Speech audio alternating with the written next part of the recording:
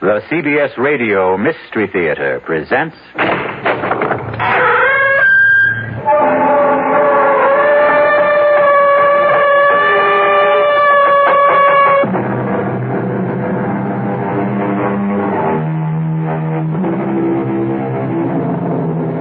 Come in. Welcome. I'm E.G. Marshall. Welcome to the sound of suspense. To the fear you can hear, to the world of terrifying imagination.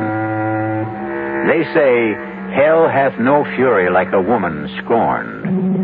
And perhaps it's true. But the question is, how long can that fury endure? How long can the passions burn?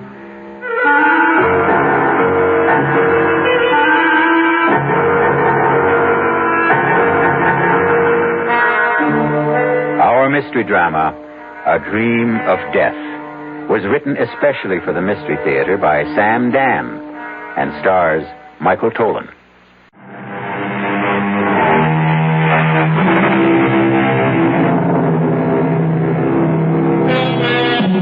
Sometimes, a few notes of an incomplete melody may steal through your head. It isn't like any tune you know, and yet you've heard it before. For no reason, a name, a noise, an aroma may evoke a dim and distant memory. A memory of a place you cannot clearly remember, but it's a place you cannot completely forget. A great poet said, "Life is a dream, and even dreams are dreams." Perhaps. But sooner or later, there must be an awakening for every dream. And for Rexford Patterson, there was the rudest awakening of all. Hey, Patterson, wake up. Your lawyer's here. Huh? What? Your lawyer's here. Lawyer? Why? What do I want a lawyer for? Where am I? You're in a jailhouse. Jailhouse? How did I get... I demand to see a lawyer. Mister, no sooner said than done. He's all yours, Counselor. All right, Sheriff, if you would leave us. Bang on the door when you want out, Counselor. Who are you? Why am I in here? My name is Peter Evans. I'm an attorney. I was retained by the university on your behalf. Why do I need a lawyer? Why? Well, you're going to be tried for murder. Who is? You are. But that's impossible. You don't remember? Murder? Murder. No. Well, according to the sheriff, you were found unconscious on the floor of your study and she'd been shot. Who? Your fiancée. Charity? I killed Charity? No. Madeline Betty, your fiancée, Madeline Betty Powers. Who's Charity? Charity Youngblood. She was my fiancée. You had two of them? Look, we know you were engaged to Madeline Betty Powers. Now you say you were also engaged to a Miss Charity Youngblood? Yes. Well, what happened to that engagement? I broke it. Was the parting amicable? No. How did Miss Youngblood take it? She was hurt, angry. She was violent. What do you mean, violent? She swore she would make me regret it. She swore she would have her revenge. Can you prove any of this? Oh, yes. How? I have it in writing. Well, now, this may throw a new light on the case. When did you break your engagement to Miss Youngblood? When? About 200 years ago. Good. You see, if we can produce written evidence... When did you say you broke this engagement? I was killed at the Battle of Monmouth in 78. And 3 years before that would be, the early spring of 1775. Allow me to suggest the only plea that will save you. Insanity. No, I will insist that we plead the truth. Well, what is the truth? Self-defense. I killed Charity Youngblood in self-defense. All right. Look. Now, you may have killed Miss Youngblood in self-defense 200 years ago, but that's It's over. It's gone. It's done with. Nobody wants you for that. You're going to be tried for the murder of Madeline Betty Powers. Exactly. Charity Youngblood is Madeline Betty Powers. Professor Patterson. You're my attorney. I have to tell you the truth. But I can't believe it. But I can prove it. Look, go to my apartment. In the middle drawer of my desk, there's a book. An old book, an old leather notebook.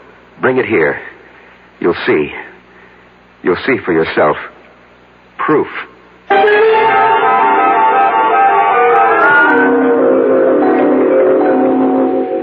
You read the book? Yes.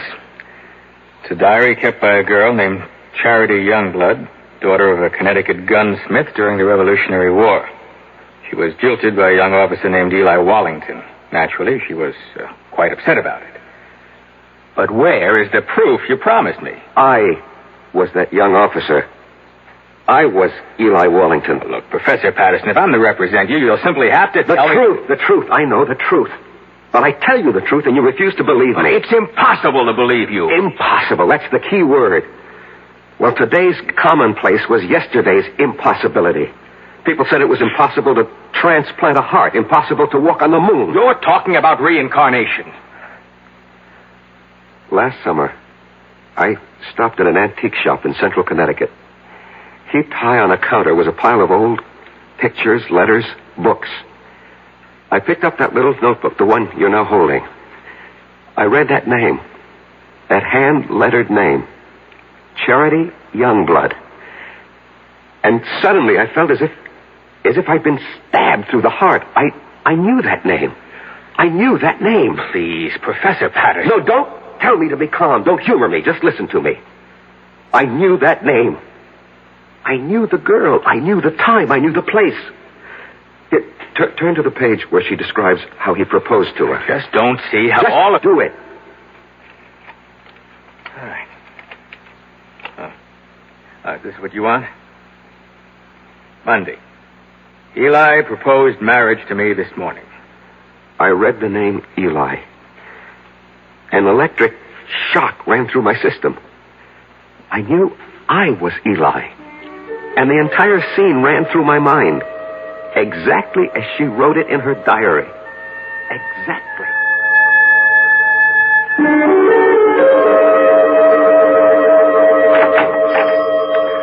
Good morning, Charity. Oh, it's the high and mighty Lieutenant Eli Wallington. Come to see my father? Well, that pistol of yours isn't ready. I've come to see you, Charity. I've been foolish. It doesn't interest me. Charity, I love you. Oh, yes, you love me. Believe me. Oh, I believe you. You love me here. You love me now. But tomorrow you'll be somewhere else. You'll see someone else. You'll love someone else. Men are fools. We don't realize at first how important it is to have a woman who really loves us. And you love me. Please go. Marry me, Charity. Eli? We'll have the banns on Sunday and marry the week after. Now, come, close the shop. We'll go riding this morning. But I promised Father... Let's be together this morning. Come with me. Oh, Eli, you're a scoundrel. Yes, Charity. But I'm your scoundrel. You must never forget that, Eli. Never forget that.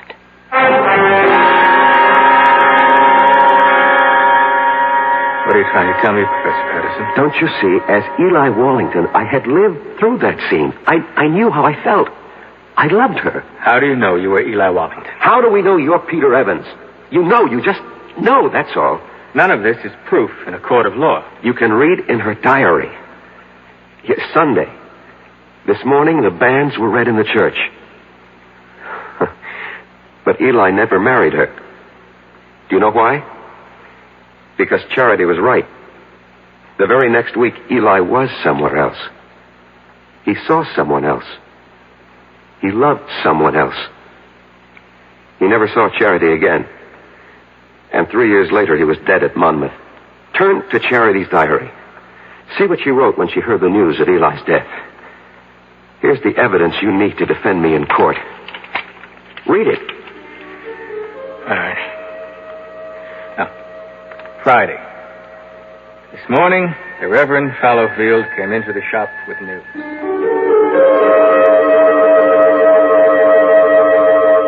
Charity, I am told that Eli Wallington has fallen at Monmouth. I thought you might wish to know. Thank you, Reverend. He died bravely for his country, and I hope you can find it in your heart to forgive him. I will not forgive him. Charity. On that Sunday, that awful Sunday, I swore I'd kill him. But the boy is already dead. He'll live again. I'll live again. I'll find him and kill him. Give up this frightful hatred before it destroys you. He won't escape. If only I could help you, Charity. No one can help me. And no one can help Eli. Somewhere, somehow, someday, I'll have my revenge.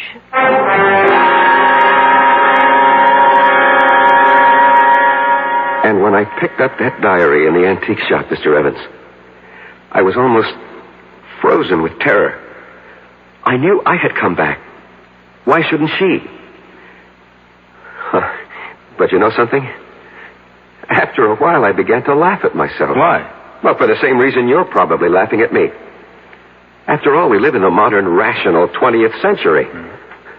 Every night, I'd sit alone at home and wait for Charity to come and kill me. And nothing happened. She didn't show up. No. And you can't maintain an emotional pitch forever. And so soon, I stopped thinking about it. And then one afternoon, I was sitting in my study. Come in, it's not locked. Good afternoon, Professor Patterson. Yes. Let me see, you're Miss... Powers. Madeline Betty Powers. I'm scheduled for a conference at exactly 1500 hours. 1500 hours? 3 p.m. We use this terminology at the engineering school. Oh, I see. You're an engineering major, Miss Powers? Have you any objections? Oh, no, certainly not. Professor, I require 3 credits in the humanities for my degree. I chose your American history course. I am flattered. It was the only one open. You shouldn't have said that. Oh, I have no interest in the dead past, only in the dynamic present. How can I survive your course? First, show up for class, occasionally. Second, don't snore too loudly at my lectures. Third, write me a term paper. On what subject? Oh, any subject related to the Revolutionary War. I know what I'll do. I'll write a novel. Miss Powers, what are you saying? Yes, a novel. A novel about a girl. But, Miss Powers, you ask for an easy way out. A novel is the most difficult project. You know what gave me the idea for it, Professor? This antique pistol on your desk. What? Broken down, rusty old relic? It just came to me by just looking at it. I'll write about a girl whose father was a gunsmith. What did you say? In one of the 13 colonies, Connecticut. But, Miss Powers, do you know anything about Connecticut during the Revolution? No, I'll make it up. After all, it's a novel. Have you ever been to Connecticut? No, never in my life. Now, the girl, the heroine of my novel, will be beautiful, sexy. I can see her. I can just see what she looks like. And her name, I even know her name. What is it? I think I have a good one. Her name... No, don't tell me. Write it down on a piece of paper. But don't let me see what you're writing. But why? Please do as I ask, Miss Powers. All right. You've written her name? Yes, Professor. Her name is Charity. Charity Youngblood. Professor Patterson. How did you know?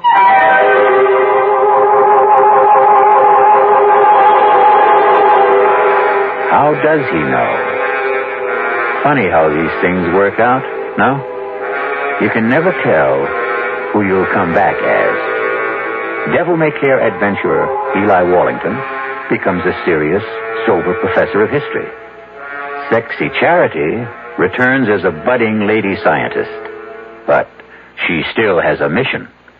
Murder. We'll return shortly with Act 2.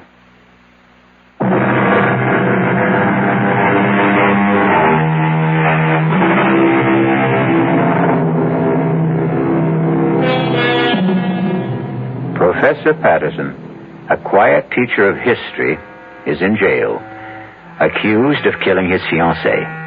He doesn't deny it. What he's desperately trying to prove is that he killed the one he had 200 years ago. Where, Miss Powers, have you heard that name, Charity Youngblood, before? Nowhere. I made it up. You made it up? Well, Charity sounds like a name a girl might have had 200 years ago. And Youngblood has a kind of colonial quality to it. Charity Youngblood. It just sort of popped into my head. And everything just came to you, the whole idea for the novel? The heroine, her name, it all occurred to you just now? Yes, that's right, Professor Patterson. I simply can't account for it. It has no scientific basis. But suddenly, I have feelings that I've never experienced before. What sort of feelings? I can't describe them. Vague ideas, hazy pictures. Of what? But this woman, this girl, this Charity Youngblood, she's a creature of my own imagination. I only conjured her up a few moments ago, and yet she seems to be alive. Give it up, Miss Powers. You know, sometimes when you write fiction, the character takes over, and unless you're a skilled professional author, this can be dangerous. Just attend class, look intelligent, and you'll pass the course. Well, Professor, that wouldn't be ethical. Miss Powers, we'll just let that be our secret.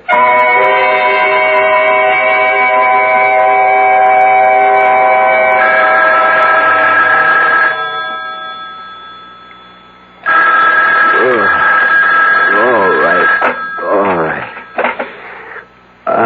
Hello. Professor Patterson, this is Miss Powers. What? Miss Powers? Madeline Betty Powers. Did I wake you? I'm sorry. I know it's midnight, but I must see you at once. Please. Well, Important. Where? Well, I'm calling from the all-night cafeteria at the Student Union building. I'll be there. Oh, thank you, Professor.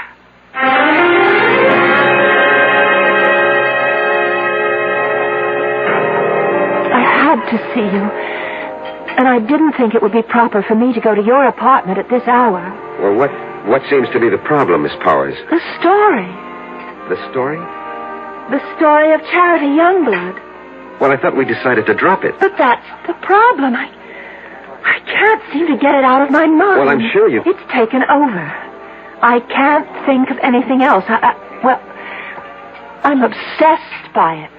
This girl, Charity Youngblood. I know her so well, I sometimes think... No, you'll laugh. No, tell me. I sometimes think she's me. Well, of course she's you. What are you saying? Well, when you write fiction, every character has to be yourself in one form or another. No, it's more than that. It's a feeling in my bones. I seem to have an urge to do something. What? I don't know. But I keep writing. Now, I've written 20 pages so far, and most of the time it doesn't even seem that I'm the one who's doing the writing. I get the feeling that I'm just holding the pen, and my hand is being guided. I'd like you to read what I've written so far. Please. Miss Powers, you've been working too hard. No, I just feel that something is happening to me. I seem to feel I have some sort of mission. What kind of mission? Well, I don't know. But every day I feel it's becoming clearer.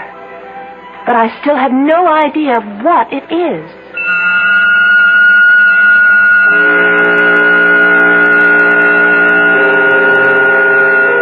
And every day, Mr. Evans, she would hand me a chapter of her novel. And that novel will win me acquittal in court. Why? Because each chapter is word for word a day in Charity Youngblood's original diary. In Madeline Betty's own handwriting. Where's that novel now? In my desk. I did everything I could to get her to stop writing, hoping that somehow I could get her mind off it. But of course that was useless. After all, if she really was Charity Youngblood, and there was no doubt in my mind about it, nothing would stop her from finding it out. And every day she was getting closer. Not just to Charity, but to me. Professor, I decided to give Charity a love interest. We're about to have the war, and I've created a young cavalry officer of the Connecticut Brigade. I have a name for him. Eli Wallington. Eli Wallington? Yes. Miss Powers, you've already written more than enough to earn a good grade. It's already longer than the average term paper. Oh, but I have to finish. Why? This whole thing started as a term project. Yes, it may have started that way, but now it's something that belongs to me, and I can't help it. I have to keep writing until... Until? Until something happens. What? What is supposed to happen? I don't know. But I'm afraid. I'm very much afraid.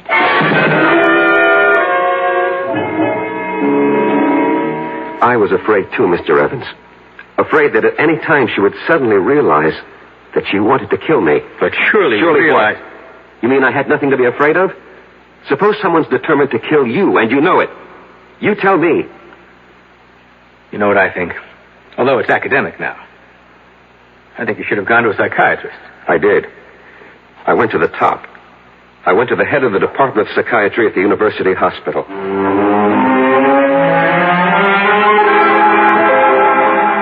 All right.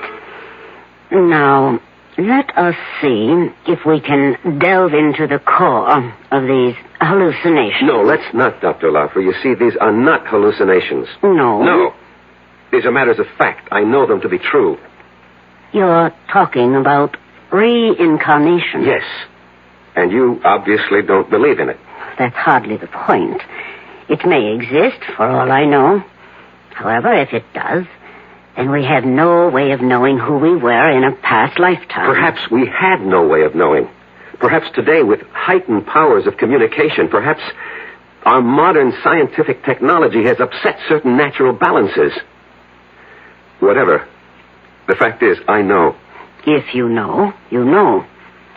What do you want me to do? Suggest a way I can live with it. I'm afraid I don't understand. Look, if a man was an alcoholic or a drug addict or a gambler, and he said to you, this is what's wrong with me, how do I live with it? What would you tell him? You are oversimplifying. I am I'll coin the word. Reincarnate. How do I live with it? Especially since my life is in danger. Very well. Why is your life in danger? I told you. Charity Youngblood wants her revenge. And she's here in the person of Madeline Betty Powers to exact it. Don't you see what you must do? No. This is all within the framework you yourself have created. If you remove the motive, you can prevent the crime. I still don't know what you mean. If she wants to kill you because you jilted her, well, all you have to do is give her satisfaction. How? Marry her. Marry her? Marry Madeline Betty? She's hardly my type. You're 32 years old. You're not married. Are you going with anyone? No. But marry her? How do I know she'll have me? Were you once Eli Wallington? Yes. Was she once Charity Youngblood? Yes. She'll have you.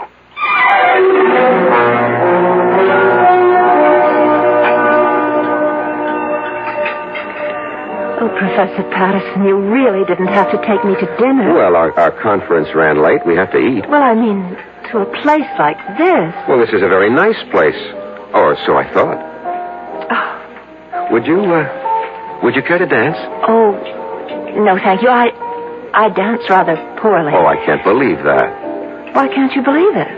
Because you're so charming. I don't think so. At least no one ever told me that. But I think so. Do you? Why? Well, it's a subjective thing. I lied to you just now. I said I dance poorly. The truth is, I don't dance at all. Now, how is that possible? Girls who don't get asked usually don't bother to learn.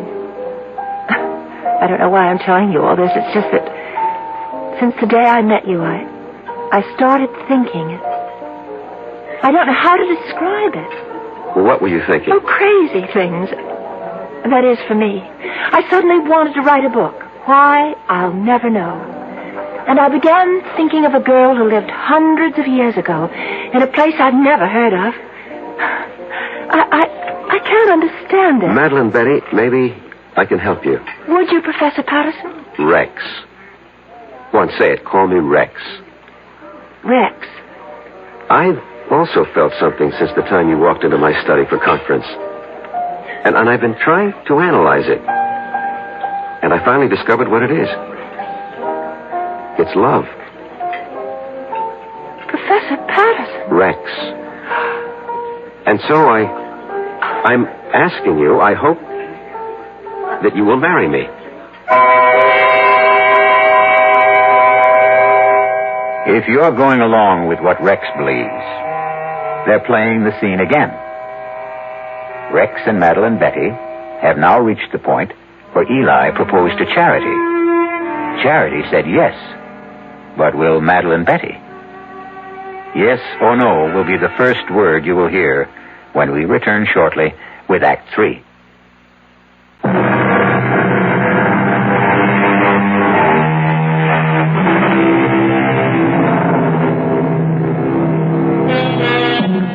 Eliminate the motive, and you prevent the crime. Excellent advice, and Rexford Patterson has taken it. He has just proposed to Madeline Betty Powers because it's the only way he can think of to keep her from killing him. And now, she looks at him and says, Yes, Professor Patterson.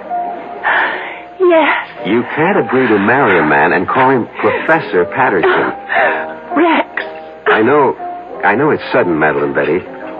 We can get married after you graduate. Oh, I'll marry you anytime you say, Rex. I love you. I love you, too. I fell in love with you. Must have been at first sight. Why? Why? Because you're handsome. I was hoping I had other qualities. Oh, you do. But being handsome is part of it. Why did you fall in love with me? Because you're beautiful. Oh. No, you don't believe it. No, well, I feel beautiful. You make me feel beautiful. Oh, Rex. I can't believe this is happening to me. It's happening. It's happening to both of us. And I'll be such a good wife for you. What is it? Oh, my head. What's the matter? Suddenly feels so light, so clear. Well, that's good. And different. Different? Yes, different. How? The book. You know the novel that I'm writing for the course? Yes? All of a sudden, I don't want to write it anymore. Why not?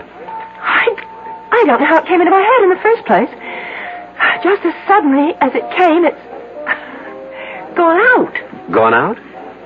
That girl, Charity? Oh, yes, Charity, the heroine of your book. Yes, that's her name. Yes, I seem to remember. Well, she's gone from my mind, too. I simply can't understand how it happened. Well, why bother? Yes, that's right. Oh, why bother about anything except us? Except you and me.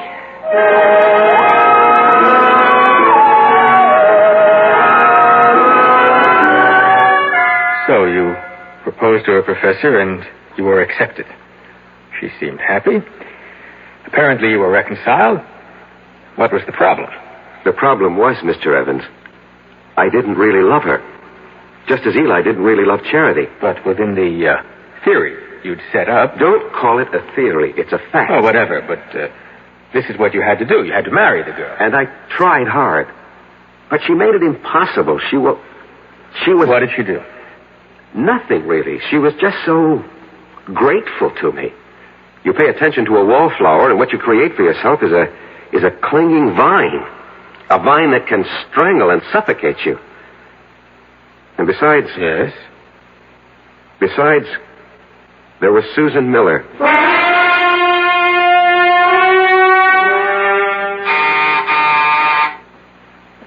Come in, Madeline Betty.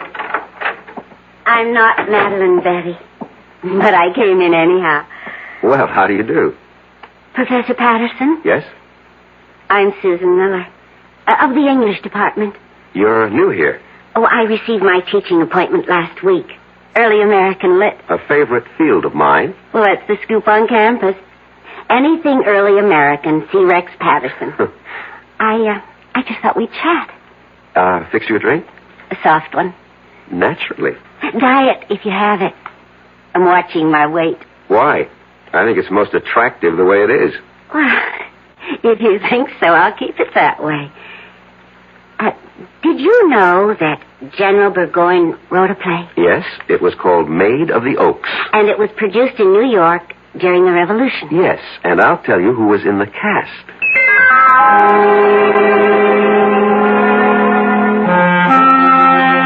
And that's how it all started, Mr. Evans. Easy, relaxed, delightful. There is such a thing as love at first sight. And it was there for both of us. But Madeline Betty. Madeline Betty. Well, I knew I had to do something about her. Yeah, exactly. So you killed her. No, that's not the reason. You wanted to marry Susan Miller. It never reached that point. I mean, we didn't get that far. But the prosecution will know about Susan Miller. No, they don't have to. No one really knew. No one. No one. Except Susan, myself, and Madeline Betty.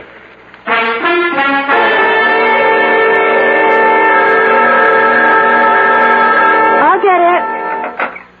Hello? Hello, is Rex, Professor Patterson there?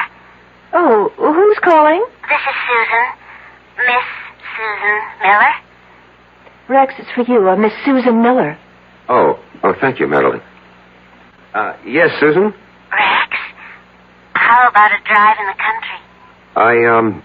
I have considerable work to do. But I thought you had nothing to do all weekend. So did I, but, I have this research project. I see. Did your project answer the phone? No, it's nothing like that. Well, maybe we can get together tomorrow. Sure thing. Goodbye. Bye. And who is Susan Miller? She teaches here. I'll bet. What does she teach? English. You could look it up in the catalog. I'm sorry. I'm so jealous. Forgive me. You're forgiven. I just can't believe my good luck, that's all. Rex, you said you'd marry me any time I chose.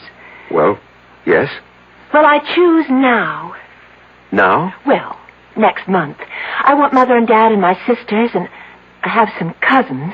I'd like to see the looks on their faces.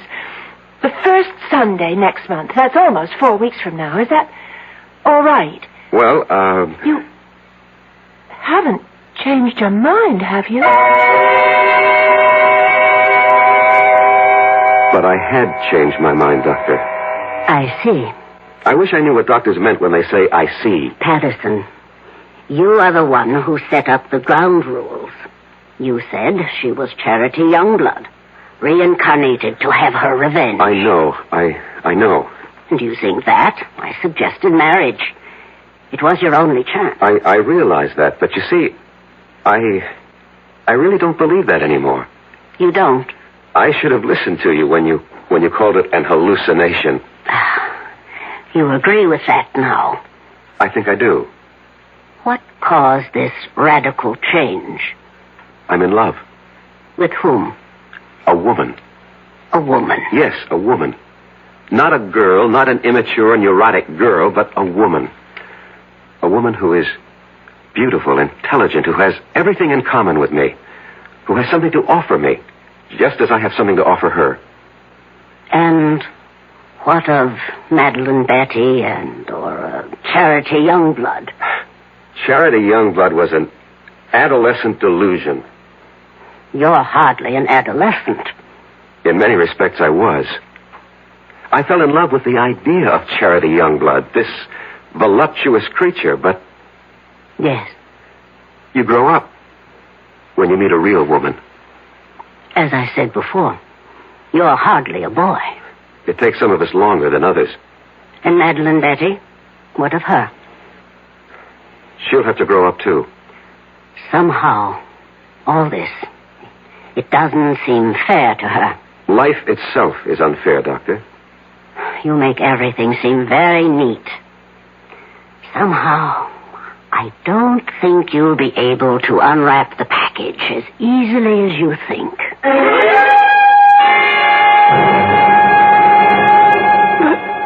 Why? I told you, Madeline, Betty, I told you. You said you loved me. I thought I did. No. But please, Madeline, Betty, don't make this difficult for both of us. Oh, Rex, please, marry me. No, it wouldn't be right. I told everyone, my parents, my sister, my friends. Oh, Rex, what can I tell them now? Would you want us to live a lie? I don't care. Rex, why did you do this to me? These things happen. You loved because I was here. You went somewhere else. You saw someone else. Now you love someone else. What are you saying? I don't know what I'm saying. Look, you'll find someone else, too. I'm sorry, Rex. I've been speaking to you like a fool. You want to break our engagement? Only because it would be best for both of us. For whatever reason. I won't stand in your way. Excuse me. Hello? Rex? Could you... She doesn't have to call back. I'm leaving. But before I go, Rex, I'd like to have a memento of us. I'll leave you what I wrote about Charity Youngblood, and, could I have... Anything, Madeline, Betty. That Anything. pistol, that old broken antique pistol? Well, certainly, of course. Well, goodbye, Eli. What did you say? Nothing. What did you call me? I called you by your name. Goodbye.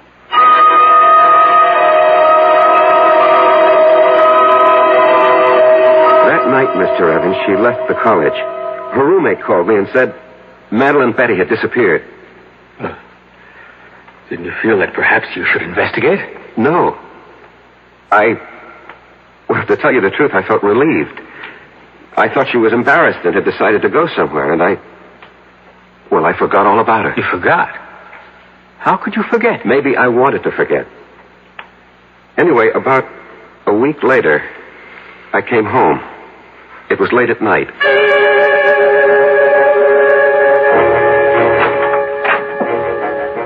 Good evening. What are you doing here? I have a key, remember? Look, what can I do for you? Nothing. Ask me what I can do for you. Well, what? I can kill you. What are you saying? Yes. I can kill you very easily. And I'm going to. Madeline Betty, Who are you talking to? My name is Charity. Charity? Yes, Eli. Charity. Remember Charity? No, you're Madeline It's Betty. taken me such a long time to find you, Eli. Such a long time. Listen to me. I'm not Eli. I'm Rex Patterson, and you're not Charity. You're Madeline Betty Towers. Talk, Eli. You always could do it, but it doesn't go with me anymore. Look, Madeline Betty, I'll have to ask you to leave. Oh, I will. After I kill you. No, you can't kill me. I can. With this. What are you talking about? With that rusty old antique pistol? No, not anymore. I brought it home to Father, to Isaiah Youngblood's gun shop, and I said, Father, fix this pistol. And he did, you see, how he cleaned it and oiled it. See how it shines now. Madeline Don't Betty. move any closer, not one step closer. See how it sparkles. He gave it a new flammer and a fresh flint, fitted a new flash pan, and then primed it. Poured in the powder, rammed home the ball, and now it's ready to fire. Charity, no. Get away from me. Take your hands off. No. Get away Drop from it. me. Let go of me, Eli. Charity, drop it.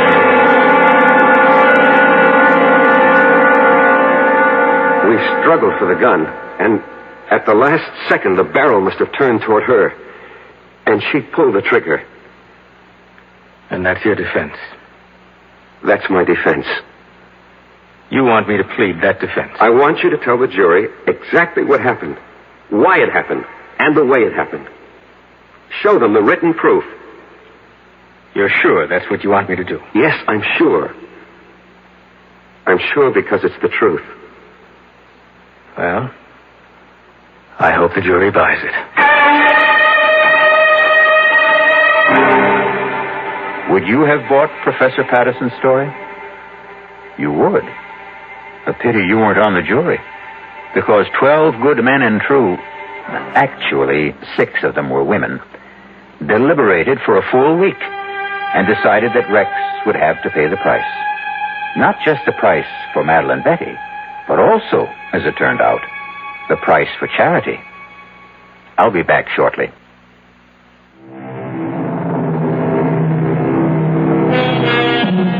Can a desire for revenge span the centuries?